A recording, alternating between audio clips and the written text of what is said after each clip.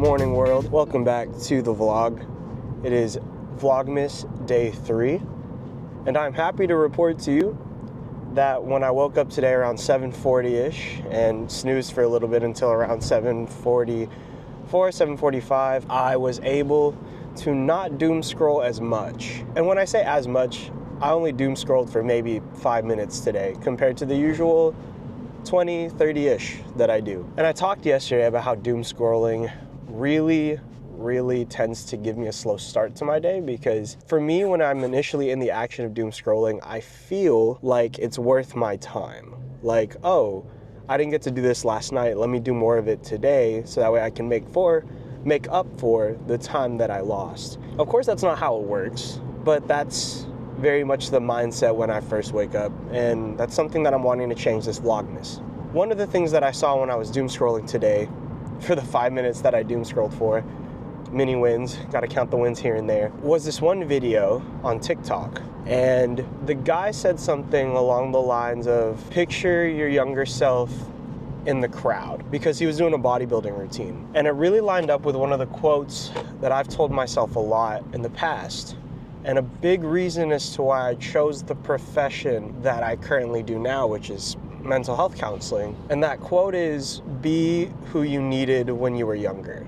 And I wear that quote almost like a badge for personal reasons. And this isn't to say that my parents weren't enough. My parents are amazing. They are two loving people who have given me everything that I could have ever wanted and needed. And they've given me everything that a kid could ask for. For those of you that don't know me as well, and for those of you that do know me really well, you'll know that I deal with my own bouts of depression and anxiety to heavy degrees sometimes. And when I was younger, knowing this, mental health wasn't as talked about or spoken about, right? There was that taboo of, if you were depressed or anxious, you were crazy. And there was almost a understood and mutually agreed silence about mental health topics. And when I was younger, I thought I was just, sad all the time. I thought I was always scared and going crazy, and it made me feel like I had to do things to try to keep myself alive. And this really ramped up in college during my sophomore year, when that entire year was basically me crashing out the entire time. It feels really weird to talk about this now. I'm very open about it, but it feels weird to talk about it on video. But essentially, I just crashed out that entire year because my depression and my anxiety just went unchecked the entire year. I didn't go to counseling just yet, and it was a tough initial start to that kind of college experience for that year in specific. And for the majority, now that I realize it, probably in high school and even moving forward, I was probably depressed and anxious for a really long time. And I just never really realized. I just kind of pushed through it. And the idea that I can do this by myself, I don't need help, I can always figure it out. This is who I am, this is me. And so it went unchecked for a really long time. And so that quote, be who you needed when you were younger, resonates so well with me. And once again, it's not to say that my parents weren't able to give me everything that I could have ever wanted. And it's also not to say that my mental health is their fault. Not at all. And I always have to see it from their lens too. My parents are immigrants from the Philippines. Being from a third world country, mental health isn't something that you can prioritize when your goal is to survive. And then we can kind of jump into, the whole Maslow's hierarchy of needs and the levels that it takes to self-actualize. But realistically, when you have to fight for your physical needs to be met, whether it's food or clothing or shelter, and this is in a general sense, not in the sense of like my parents especially, you can't afford to focus on mental health because the resources aren't there for you to do so. And so for me, being in the States, my parents coming from the Philippines, not worrying as much about it because realistically they could not afford to have worried about it. Now I have almost the privilege of worrying about it. And it's something where I've struggled with for a lot, because I'm like, well, why is it that my mental health can suffer so much, even though I have everything that I could have ever wanted. And so that's what made it a big struggle, at least for me, and my depression and my anxiety, was working through the idea that my parents have given me everything that I could have ever asked for. So why do I hate my life? That's so unfair. It's so unfair for me to hate life right now when I have everything that I could have ever wanted. And so after during sophomore year, I started really going to counseling, and I started really applying myself in therapy and wanting to change my life. Not just because of that mindset, but also because realistically, I was killing myself. But it was that form of, it's not the correct term, but it was that form of ego death and that quote of be who I needed when I was younger that really started pulling me in the direction that I needed to go in. Both for the sake of my parents, who have once again sacrificed everything to give me the life that I could have always dreamed of and that I've dreamt of and that I now have. But also because if I had chosen a more drastic option when I was in those depths, then all of the work that my parents have done up until now in regards to everything that they've sacrificed and everything that they've given to me and my little brother to be able to live the life that we live, well, realistically, one half of that would have been for nothing. And so now the topic comes around to who did I need to be for myself when I was younger? And it brought me full circle, because now I'm doing the same thing that I wish I had earlier and finally started doing in 2017. And now I'm helping kids who are like me. But I'm grateful for the fact that mental health therapy and counseling have become so much more normalized in this day and age. Not even just from a career perspective. I'm really glad that I have a line of work that I really, really find purposeful and that I love to do. But also in the sense that kids are more open to being able to come to therapy. And it makes me very proud and a little bit emotional that when I step into my office and when I step into that room, I become who I needed when I was younger. It's something that I take so much pride in, because I know that although I did not fully have that when I was a kid, I can be that now. I can embody that, and I can really live not only a life that I'm proud of, but also help other people get theirs back on track. But this is all to say, today and every day afterwards, I will be somebody who I needed when I was younger, not just in a counseling and mental health sense, but in every sense like that. Whether it's pushing myself to continue going to the gym, continuing to do things that I might not want to do necessarily, but I know is best for me. Just self-improvement overall the entire time. Today it was raining. When I woke up, there was a thunderstorm outside. My dog was barking because she didn't want to go outside, but she needed to go to the restroom. And realistically, I didn't want to go to the gym today. I did not want to get up out of bed. I'm tired. I didn't sleep as well last night. It's raining outside. I don't want to get wet. I know I needed to do this for myself and for my younger self. Thank you for coming along with me on the ride. This is just a thought process going through my head today. Today's lift will be powered by the idea that this is who my younger self needed. So I'll see you at the gym.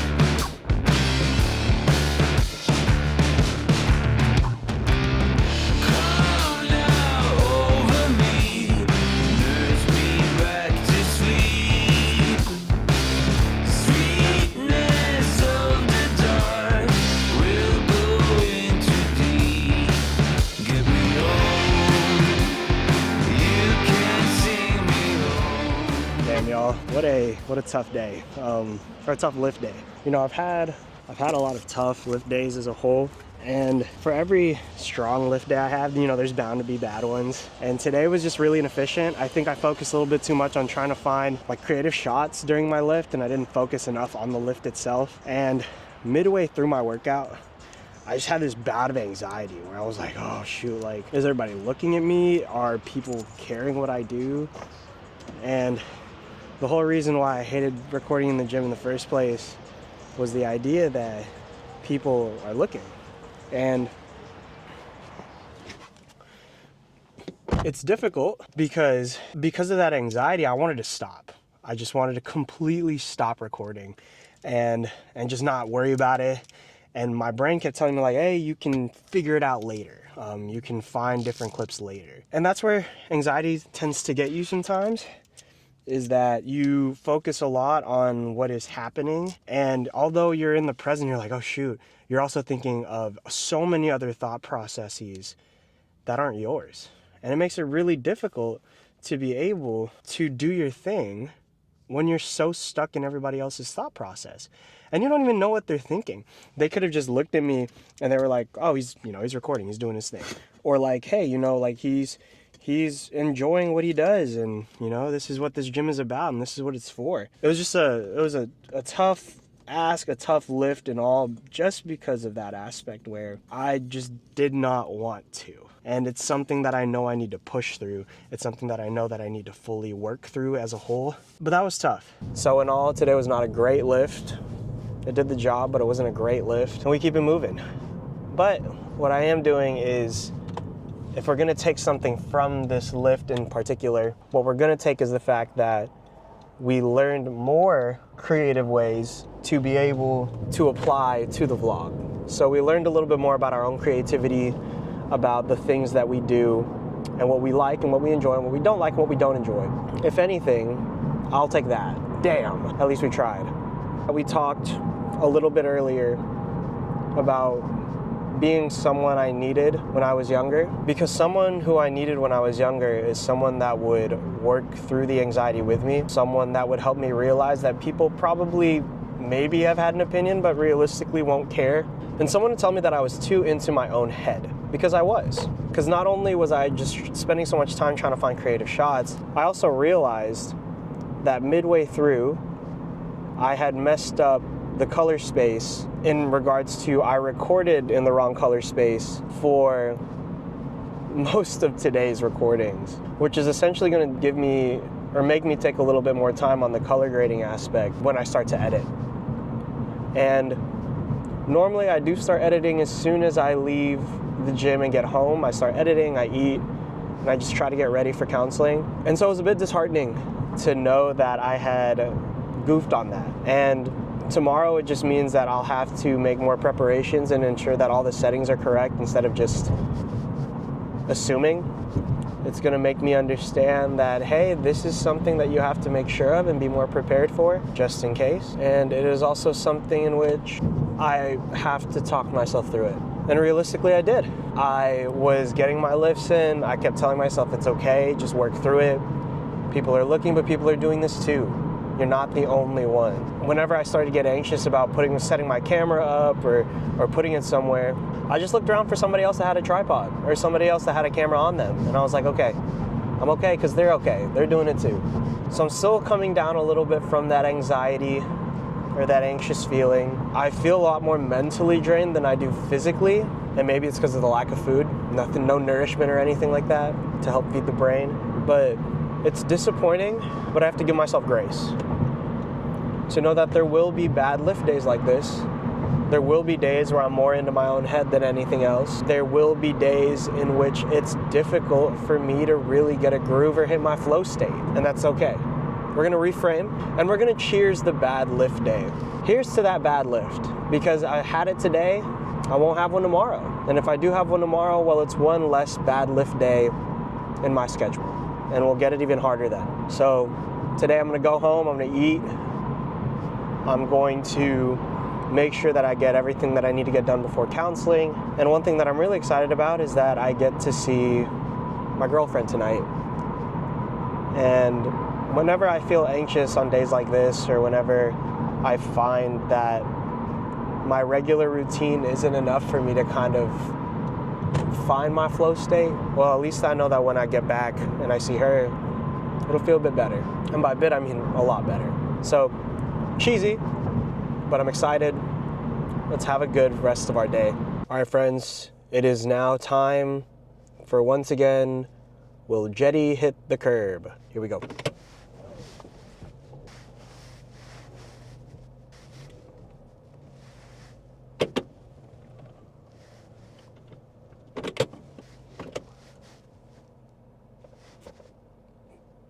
Two-day streak of not hitting the curb. Let's go! I need food. All right, friends, so before I head out to counseling, this is today's hat of choice. It is the True Brand OG Dallas Pegasus hat, and one of my favorite hats. See y'all after counseling. So the highway that I was on it's like a one-lane highway that turns into a two-lane highway. And one thing about Texas is that nobody knows how to drive in the rain. People just go either they drive like it's dry and they don't know the limits of their car, or they drive so slow that realistically they turn a 10-minute drive into a 60-minute drive. And sometimes you get people who don't know the limits of their car and they crash and create a whole pileup, causing a huge backlog. So I've been in the backcountry roads for probably a good 10 minutes now, trying to make my way to the office. I've seen pretty much nothing, and knowing that I've subverted my way so far that I've turned my 45-minute drive into an hour-and-a-half drive. Hopefully this puts me a little bit closer to getting where I need to go. It says I'm 16 minutes away on my maps right now, which is crazy because I was 11 minutes away earlier. I need people to drive better in the rain, dude. Santa, for Christmas this year, I want Texas to have better drivers. Maybe I'll get my wish. We'll see. Good evening, y'all. It is the end of the day, and counseling for the most part went really well. I just had dinner and ice cream, and I overall had a good rest of my day. I think putting in the work today in counseling and realizing that I really am being someone that I needed when I was younger is sticking, will continue to stick around, and we'll keep it going. So that's day 3. See y'all tomorrow.